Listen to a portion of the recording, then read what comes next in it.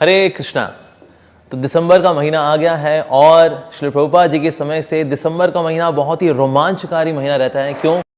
क्योंकि इसमें हम लोग श्रीमद् भगवद गीता इसको बांटते हैं और जनमानस तक इसको पहुंचाते हैं। वैसे तो प्यासों को कुएं के पास आना चाहिए, लेकिन कलयुग है, यहाँ उल्टा हिसाब किताब चलता है। यहाँ पर कुएं को प्यासे के पास जाना पड़ता है। तो जो लोग हैं उनको भगवद गीता की आवश्यकता है और इसलिए जो भक्त हैं उनके पास गीता लेकर के जाते हैं। और इस महीने में, विशेष रूप से दिसंबर के महीने में, डिवोटीज थोड़ा और एक्स्ट्रा एफर्ट्स लगाते हैं ताकि लोगों के पास ये भगवान का लव लेटर जो कि भगवद गीता है इसको पहुंचाया जा सके।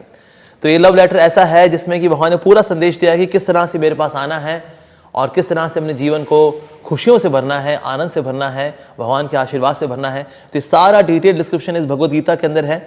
तो इसलिए ये लव लेटर है जो कि हमें बद्ध जीवात्माओं के पास पहुंचाना है। और जो ये काम करता है, यानी कि भगवान का लव लेटर जो लोगों के पास पहुंचाता है, ऐसे व्यक्ति से ज्यादा ना तो प्रिय कोई था, ना है और ना कभी होगा। और इस बात की पुष्टि भगवान श्री कृष्ण भगवद गीता के अंदर ही कर रहे हैं। तो इसलिए हम सबको जाना चाहिए और ये जो भगवद गीता मैराथन है, इस मैराथन में पूरे उत्साह के साथ लगना चाहिए।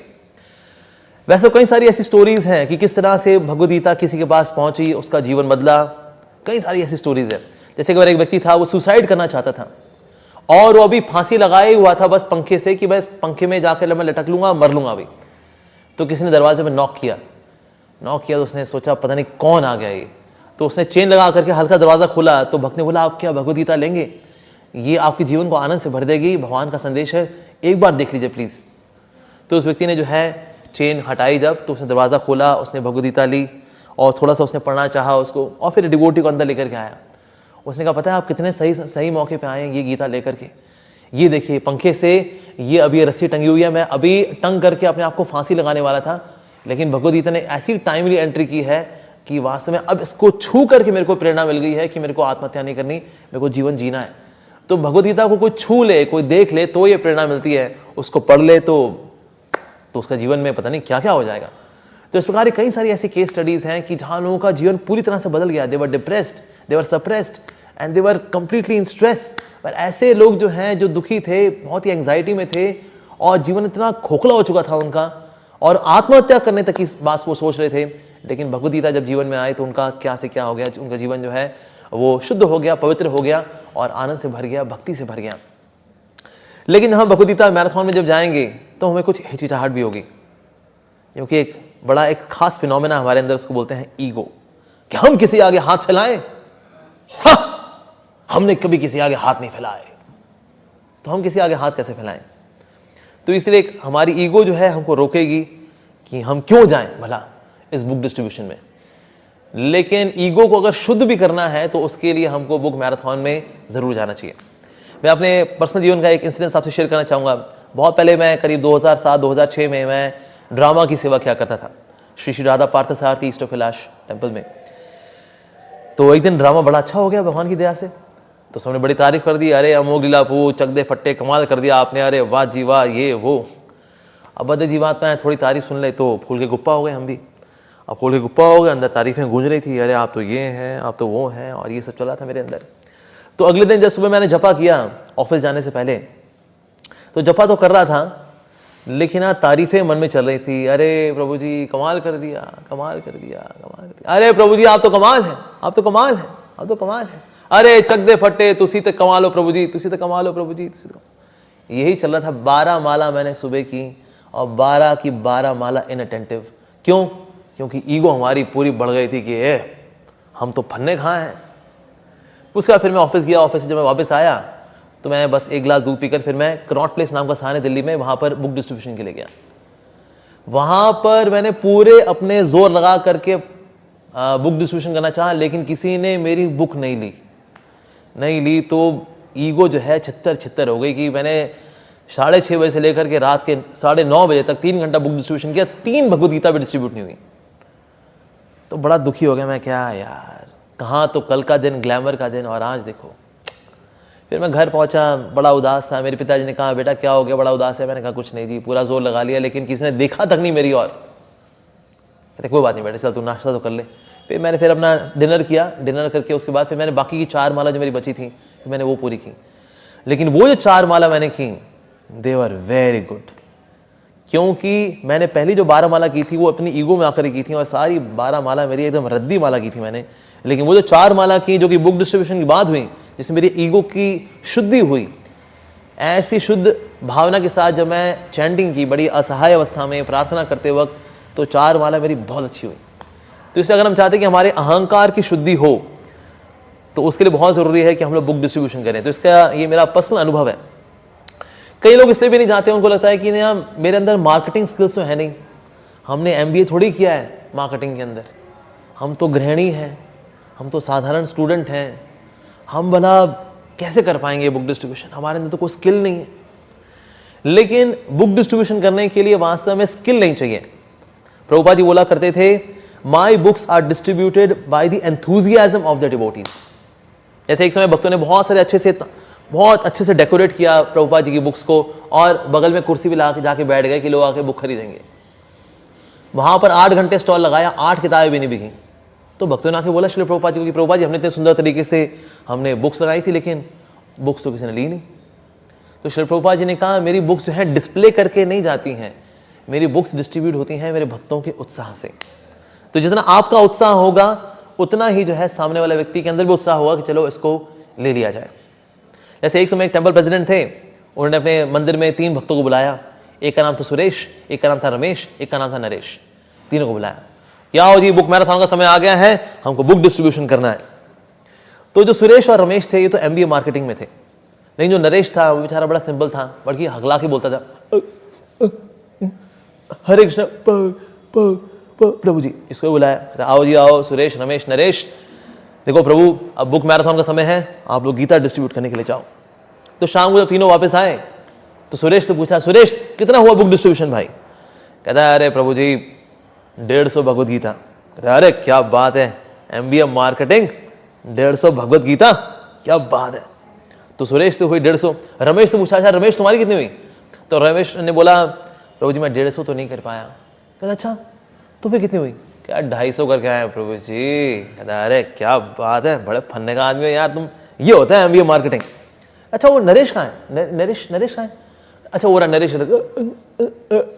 हरे कृष्ण प्रभु जी। कहता आओ आओ नरेश आओ नरेश, आपकी कितनी हो गई? 5 हो गई, कोई बात नहीं, 5 की कोई बात नहीं, अच्छी बात है। नहीं प्रभु जी, नहीं प्रभु जी। कहता फिर कितनी कर ली तूने? कहता 50 कर ली होंगी। कहता देखो भाई मानना पड़ेगा, 50 कर ली नरेश प्रभु ने, कमाल कर दिया। नहीं प्रभु जी, नहीं प्रभु जी, 500। तो एक मिनट भाई, ये MBA मार्केटिंग है, ये 150-250 करके आए, तुम 500 कर गए, ऐसा कैसे? कहता प्रभु जी मैं उनको बोलता था कि गीता ले लो नहीं तो पढ़ना शुरू करूं। तो सामने वाले बोलते हैं, देख तू पढ़ियो मत बेटा, तू गीता दे दे, पढ़ना नहीं। तो इस तरह से जो है उसकी 500 गीता हो गई। अब देखा जाए इस व्यक्ति के पास स्किल्स नहीं है, कम्युनिकेशन स्किल्स नहीं है इसके पास, लेकिन ये तो 500 गीता कर गया। क्योंकि इसके हृदय में उत्साह है, भावना है कि मुझको प्रभुपाद जी की बुक्स बांटनी है। तो इससे जब हम उत्साह के साथ जब जाएंगे बुक डिस्ट्रीब्यूशन करने के लिए, तो आपके उत्साह से प्रेरित होकर के लोग बुक्स लेंगे। तो हमें जब जाना चाहिए लोगों के पास तो मुस्कुराते हुए जाना चाहिए, उदास मुंह के साथ नहीं जाना चाहिए। ले लो आप ले लो, गीता ले लो। अरे फंस गए यार, ये दिसंबर का महीना आता है ना, फंस जाते हैं हम, ये गीता पकड़ाए थे हमको ये, ओहो। और इस प्रकार से जो है अगर उदास मन के साथ जाएंगे, उदास चेहरा लेके जाएंगे तो भला कौन गीता लेगा। तो उत्साह के साथ जाना चाहिए। एक डिवोटी है, वो बुक डिस्ट्रीब्यूशन ऐसे करते थे कि जब भी कोई बुक वाला आएगा, जब भी कोई व्यक्ति आएगा तो उससे बोलेंगे, अरे यार देखो ये ना, ये आप 5 गीता ले लो आप मेरे से। कहता है क्यों भाई, क्यों ले लूँ मैं? कहता है देखिए मेरा टेंपल प्रेसिडेंट है ना, मेरे को खाने को नहीं देगा। कहता है अच्छा ऐसा क्या? कहता है हाँ। कहता है भैया गीता बांट के आना है, 5 गीता तो तुमको प्रसाद मिलेगा, तो मेरे प्रसाद के लिए आप एक कर दो। कहते हैं अच्छा ऐसा क्या, चल ठीक है तू दे दे, 5 गीता ले ले। तो 5 गीता जो है उसे ले ली, उसको पैसे पकड़ा दिए। जब ये चला गया फिर अंदर से 5 निकालनी, फिर अगले को पकड़ा, कहता है प्लीज़ आप ये गीता ले लो, आप ये ले लो प्लीज़ ले लो, नहीं तो मेरे को ना खाने को नहीं मिलेगा। कहता है अच्छा ऐसा क्या, चल ठीक है दे दे भाई। सो अलग अलग भक्त हैं, अलग अलग टैक्टिक्स इस्तेमाल करते हैं। कुछ लोग बड़े सबमिसिव होते हैं कि जी ले लो, कुछ कहते हैं अरे ले ले भाई। लेकिन मेन चीज़ है जितना ज़्यादा उत्साह होगा भगवद गीता को बांटने का, उतना ज़्यादा सामने वाले व्यक्ति के अंदर भी उत्साह होगा उसको लेने का। लेकिन उत्साह बल आता कहां से? उत्साह आता है गीता को पढ़ करके, यानी कि भक्तों को पढ़नी भी चाहिए और बांटनी भी चाहिए, ये बहुत जरूरी है। जैसे हमारे जो रशिया में जो भक्त हैं वो सुबह मंगल आरती से पहले 16 माला पूरी कर लेते हैं और उसके बाद मंगल आरती के बाद वो 2 घंटा भगवदगीता पढ़ते हैं और फिर उसके बाद वो प्रसाद पाकर जब जाते हैं तो इतने उत्साह से बुक डिस्ट्रीब्यूशन करते हैं कि रशिया जैसे स्थान पे जहां इतनी सर्दी पड़ती है, जहां नेगेटिव में टेम्परेचर है, रशिया जो है पूरी दुनिया में 5वें नंबर पे आता है अक्सर बुक डिस्ट्रीब्यूशन में। और इसीलिए कई बड़े बड़े महान वैष्णव कहते हैं भले ही वो 5वें रैंक पर आए बुक डिस्ट्रीब्यूशन में, पर एक्चुअली रशिया नंबर 1 है, क्योंकि जितनी ज्यादा विकट परिस्थितियां, विषम परिस्थितियां वहां पर हैं, लोग जो हैं कृष्ण के बारे में नहीं जानते, इतना सर्दी का मौसम है, वहां जो भक्त लोग बुक डिस्ट्रीब्यूशन करते हैं तो वो एक्चुअली नंबर 1 है। भारत में फिर भी स्थितियां जो है बहुत ही अनुकूल हैं, तो इसीलिए इसके लिए MBA मार्केटिंग होने की आवश्यकता नहीं है, कम्युनिकेशन स्किल्स होने की आवश्यकता नहीं है। अगर आप में उत्साह होगा तो निश्चित रूप से आप बुक डिस्ट्रीब्यूशन कर सकते हैं और अपने साथ हमेशा जो है कुछ ना कुछ थोड़ा सा प्रसाद कैरी करें। इट कैन बी सौंफ, मिश्री वगैरह, वो कैरी कर सकते हैं कि चाहे कोई गीता ले चाहे ना ले, लेकिन हम एक प्लेजेंट नोट पे जो है हमें व्यक्ति को छोड़ना चाहिए। मान लीजिए उसने कहा नहीं चाहिए हमको गीता, जाइए यहाँ से, कोई बात नहीं, आप नहीं ले रहे, कोई बात नहीं, हम समझ सकते हैं, लेकिन हमारा यहाँ मंदिर है इस्कॉन पुणे में, तो आप प्लीज़ वहाँ पर आइएगा। हमारा फला जहाँ राधा कुंज बिहारी मंदिर है, राधा वृंदावन चंद्र मंदिर है, आप प्लीज़ परिवार के साथ आइए। सैटरडे संडे बहुत अच्छा प्रोग्राम होता है। हरे कृष्णा। तो हमें किसी को इरिटेट भी नहीं करना है बुक डिस्ट्रीब्यूशन पे। कई बार हमको लगता है कि ना प्रभुपाद जी ने बोला बाय हुक और by crook distribute my books, तो हुक और बाय क्रुक में हम ये ले लेते हैं कि ना सामने वाले को इरिटेट भी करना है तो कर दो। नहीं, हमें इरिटेट नहीं करना है, नहीं तो व्यक्ति जो है कभी भी नहीं आएगा वो। तो इसीलिए थोड़ा पुश करना चाहिए, लेकिन अगर वो अनकंफर्टेबल हो रहा हो तो एक प्लेजेंट नोट पे उसको छोड़ देना चाहिए। कभी कभी हम इसलिए भी नहीं करते बुक डिस्ट्रीब्यूशन की, सोचते हैं कि ना नहीं हुई तो, स्कोर पूरा नहीं हो पाया तो, फिर हमारी नाक कट गई तो इस वजह से भी जो है कई लोग नहीं करते बुक डिस्ट्रीब्यूशन की। पता नहीं है वो नहीं लेगा और मना कर दिया तो मना कर देगा, फिर ठेस लगती है हमारे अंदर, हमारे चित्त को, हमारे अंदर की जो सेल्फ रिस्पेक्ट है वो कम होती है। मना कर दिया उसने, बेइज्जती कर दी हमारी। तो इसीलिए मान लीजिए अगर आप 100 लोगों को मिलते हैं और 5 ने अगर आपसे भगवदगीता ली तो स्ट्राइक रेट कितना हुआ? 5%, राइट? पर एक्चुअली 5% नहीं है, कितना हुआ? इसलिए मैं आपको एक स्टोरी सुनाता हूं। एक बार एक गांव में एक अंबुजा सीमेंट की दीवार बनाई गई और ये घोषणा की देखते हैं कि कौन जो है अंबुजा सीमेंट की इस दीवार को गिराता है। तो जितने भी गांव के बड़े बड़े पहलवान थे सब ने धक्का मारा, लेकिन अंबुजा सीमेंट की दीवार है, गिर नहीं रही वो। तो इस प्रकार से कई पहलवान आके उन्होंने जोर लगाया लेकिन दीवार गिर नहीं रही। आखिरी में कांगड़ी पहलवान आया, उसने दीवार को हाथ लगाया और दीवार गिर गई। लेकिन एक्चुअली दीवार किसने गिराई? कांगड़ी पहलवान ने या उसके पहले के पहलवानों ने? एक्चुअली उसके पहले के पहलवानों ने दीवार मार मार के इतनी कच्ची कर दी थी कि बाद में कांगड़ी पहलवान ने जब हाथ लगाया तो दीवार गिर गई।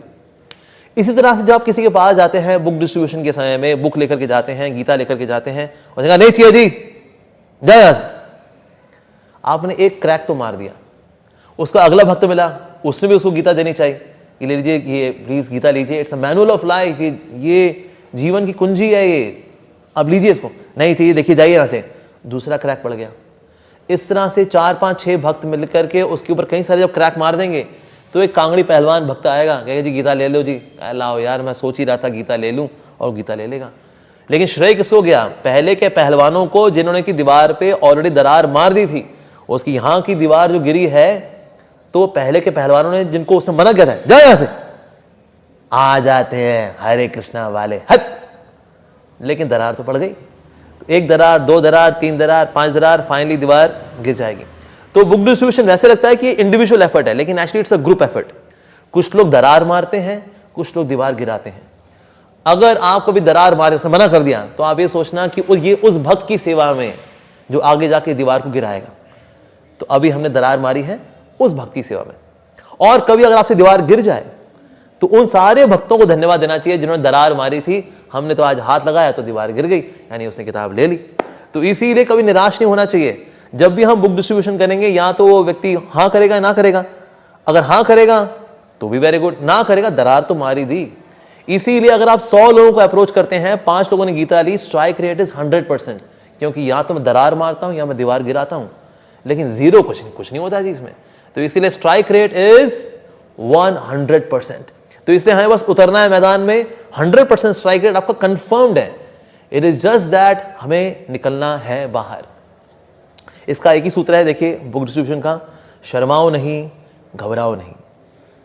फिर से बोल रहा हूं मैं, शर्माओ नहीं घबराओ नहीं, बस बाहर निकलिए और बुक देना शुरू करिए। जी प्लीज भगवद गीता ले लीजिए, मना कर दिया, दरार मार दी, ले ली, दीवार गिर गई, स्ट्राइक रेट इज 100%। तो इसीलिए निराश होने की आवश्यकता नहीं है कि नहीं ली उसने मेरी बेइज्जती कर दी, हो गया वो हो गया, नहीं ली कोई बात नहीं, दरार मार के उस भक्त की सेवा में जो आगे जाके दीवार गिराएगा। So it's a team effort.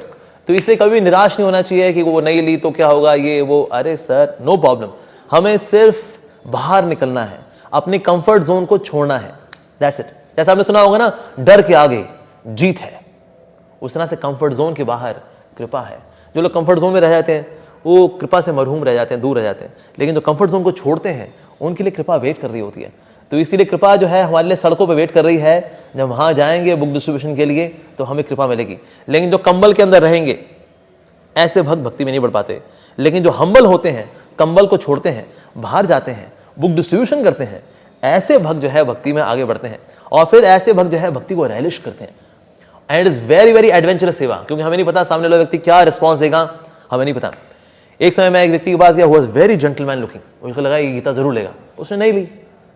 पर मैं एक पुलिस वाले के पास गया, उसका बड़ा सा पेट निकला हुआ था दिल्ली में, और बड़ा सा पेट था, काले दांत, लाल आंखें, मुझे लगा तो जल्लाद आदमी का पीट ना दे। मैं कहा लेकिन फिर भी ट्राई करते हैं। मैं कहा सर आप लेंगे गीता? अरे मैं सोच ही रहा था तू गीता कब लेके आएगा मेरे पास, दे दे 3 गीता मेरे को। तो जल्लाद जैसे दिखने वाला व्यक्ति उसने गीता ले भी ली, और दूसरा जो बड़ा जेंटलमैन दिख रहा था उसने नहीं भी ली। तो हमें नहीं पता कब किसका क्या रिस्पॉन्स रहने वाला है। सो इट्स अ वेरी एडवेंचरस सेवा। सो मेरी आप सबसे रिक्वेस्ट है, इस बुक डिस्ट्रीब्यूशन का जो एडवेंचर है इसको एक्सपीरियंस जरूर करें। अगर आप कमरे में बैठे रहेंगे ना, विश्वास मानिए आपकी भक्ति जो ना बड़ी बोरिंग, बड़ी रिचुअलिस्टिक रहेगी। विशेष रूप से जो दिसंबर का महीना है ये बहुत जरूरी है कि हमें बाहर निकलना चाहिए। और श्री प्रभुपाद जी ने बोला जो भी भक्त बुक डिस्ट्रीब्यूशन मैराथन में भाग लेगा, श्री चैतन्य महाप्रभु उसको उसकी शिखा पकड़ करके उसको भगवत धाम लेकर के जाएंगे। So I assure all the devotees, all those who are doing book distribution, they will go back home, back to Godhead. It is my assurance. तो ये श्री प्रभुपाद जी की एश्योरेंस भी हो गई, महाप्रभु की एश्योरेंस भी हो गई, तो अब तो बुक डिस्ट्रीब्यूशन करना बनता है। And always remember, when you give Krishna, you get Krishna. जितने ज़्यादा आप कृष्ण को बांटेंगे उतने ज़्यादा आपको कृष्ण मिलेंगे। तो अगर आप चाहते हैं कृष्ण आपके हृदय में और आए तो गीता बांटिए और लोगों को। तो इसलिए शर्माओ नहीं, घबराओ नहीं, 100% स्ट्राइक रेट है। इसमें कम्युनिकेशन स्किल्स की आवश्यकता नहीं है, सिर्फ उत्साह चाहिए, बस आगे बढ़ना है और गीता लेकर के लोगों के पास पहुंचना है। तो इसके लिए आप मॉल में भी जा सकते हैं, मॉल में आप स्टॉल लगा सकते हैं, वहां परमिशन लीजिए, वहां स्टॉल लगाइए। मॉल में कई लोग आते हैं, बुक लेंगे, क्योंकि देखिए मॉल और मल दोनों की स्पेलिंग एक ही होती है। तो बजाय कि लोग मल खरीदें वहां पर, अरे भगवद गीता खरीद लें थोड़ा, तो उनका कल्याण हो जाएगा।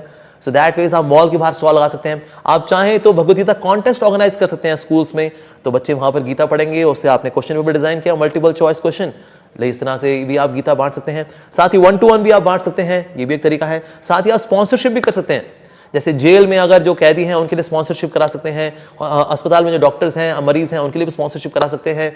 तो इसीलिए आप स्पॉन्सरशिप के लिए भी एक फॉर्म डिजाइन कर सकते हैं कि इतनी गीता के इतने पैसे, इतनी गीता के इतने पैसे, जो देना चाहे दे सकता है। फॉर्म डिजाइन कर सकते हैं, तो उससे आप बल्क में स्पॉन्सर कर सकते हैं। जैसे कुंभ मेला में जो भगवद गीता डिस्ट्रीब्यूट होती है उसके लिए भी आप स्पॉन्सरशिप करा सकते हैं। तो इस तरह से sponsorship is also another way book distribution करने का। लेकिन बस अगर हम सोचने पे आएंगे तो भगवान हमको आइडियाज देंगे, कब किसको क्या रिप्लाई करना है भगवान देंगे, ये रिप्लाई किसको क्या करना है। सो लेकिन ये है, ये तब होगा जब मैदान में उतरेंगे, तब जो है वास्तव में बुक डिस्ट्रीब्यूशन के आइडियाज और तब कब लोगों को क्या रिप्लाई देना है तब ये कर पाएंगे। जैसे कुछ लोग बोलते हैं कि आपकी जरूर इसमें कोई कमीशन होगी, तो आप बोल रहे हैं हमारी कमीशन है, भगवान की कृपा जो है ना वो हमारा कमीशन है इसके अंदर, और हमारी कोई कमीशन नहीं है। साथ में अपना आई कार्ड भी रखिए, आप ये हैं वो हैं, CEO हैं, CFO हैं, मैनेजर हैं। कहते हैं हम वैसे तो जी मैनेजर हैं, लेकिन हाँ भगवान की सेवा में सड़कों पे हम बुक डिस्ट्रीब्यूशन भी करते हैं। तो इस तरह से अपना आई कार्ड भी रखिए और लोगों को दिखा सकते हैं कि ये हमारी सेवा है वास्तव में। कोई बोला अरे जी आप फ्री में क्यों नहीं देते, आपको फ्री में देनी चाहिए, भगवान कृष्ण ने अर्जुन को फ्री में दी थी, आप लोग पैसा ले लो आप लोग। तो हम उनको बता सकते हैं देखिए भगवान ने अर्जुन को गीता सुनाई थी कुरुक्षेत्र में, आप अभी हैं पुणे में, ये ट्रांसपोर्टेशन चार्ज है 100 रुपए, तो इसीलिए इस तरह से आप 100 रुपये दे सकते हैं। सो दैट फेज आपको भगवान इंस्पायर करेंगे कब किसको क्या जवाब देना है। लेकिन तब भी होगा जब आप मैदान में उतरेंगे। नदी किनारे बैठे बैठे कोई स्विमिंग नहीं सीखता, उस तरह से कमरे में बैठे बैठे कोई बुक डिस्ट्रीब्यूशन नहीं सीखता। मैदान में उतरेंगे, कभी गलतियां भी होंगी, सीखेंगे भी कि यार पिछले वाले को क्या क्लिक किया था, किसमें क्या क्लिक नहीं किया था, लेकिन तब भी जानेंगे जब हम मैदान में उतरेंगे। सो मेरी आप सबसे रिक्वेस्ट है, इट्स वेरी एडवेंचरस सेवा। एक बार आपको इसका नशा लग गया ना बुक डिस्ट्रीब्यूशन का, अमेजिंग। उसके बाद आप इस नशे को दिसंबर तक नहीं, जनवरी फरवरी तक करेंगे। It is such an adventurous सेवा। सो मेरी आप सबसे रिक्वेस्ट है, please please please book distribution के इस महान सेवा में जुड़िए। All the very best in your spiritual endeavours. Hare Krishna.